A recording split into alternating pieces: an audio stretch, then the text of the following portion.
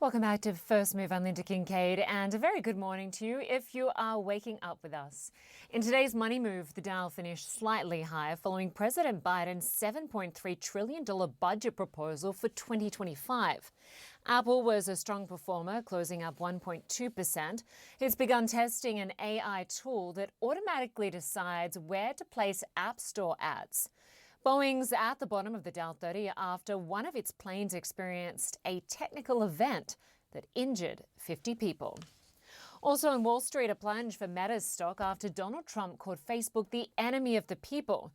The former president was discussing efforts to ban TikTok during an interview with CNBC. Take a listen. The thing I don't like is that without TikTok, you can make Facebook bigger. And I consider Facebook to be an enemy of the people, along with a lot of the media. If you ban TikTok, Facebook, and others, right. But mostly Facebook will be a big beneficiary. And I think Facebook has been I think Facebook has been very bad for our country, especially when it comes to elections. Clare, Duffy is in New York with more on why these comments are so significant. Good to see you, Clare. So Trump calls Facebook the enemy of the people. Meta stock sank, but he began his attacks on Thursday evening. What sparked this?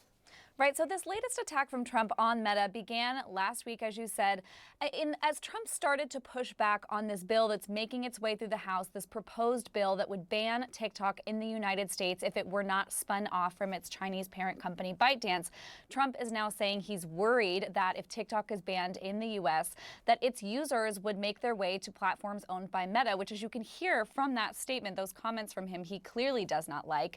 Trump has for a long time had a contentious relationship with Meta. He was banned from Facebook after the 2021 attack on the U.S. Capitol, although he's back on the platform now. He's also accused Facebook of censoring conservative voices, although there's not really evidence that that happens. But, I think Trump is really signaling here that he is back on the side of TikTok, perhaps as a way of trying to hurt Meta. And I think what you're seeing from investors there in that stock price reaction is concern that Meta could once again become a political punching bag. This company has been dragged into politics before, and it was not pretty, Lynda.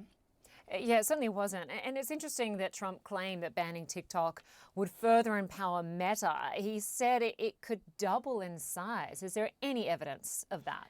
Yeah, I have to laugh when I saw that comment. Look, Facebook has more than 2 billion users worldwide. TikTok in the U.S. has about 170 million users, and I imagine many of those people already have a Facebook account or an Instagram account. So I think this is much more political maneuvering on Trump's part rather than him picking up on a real trend that might happen if TikTok is banned in the U.S., which I have to say still feels very much like an if at this point.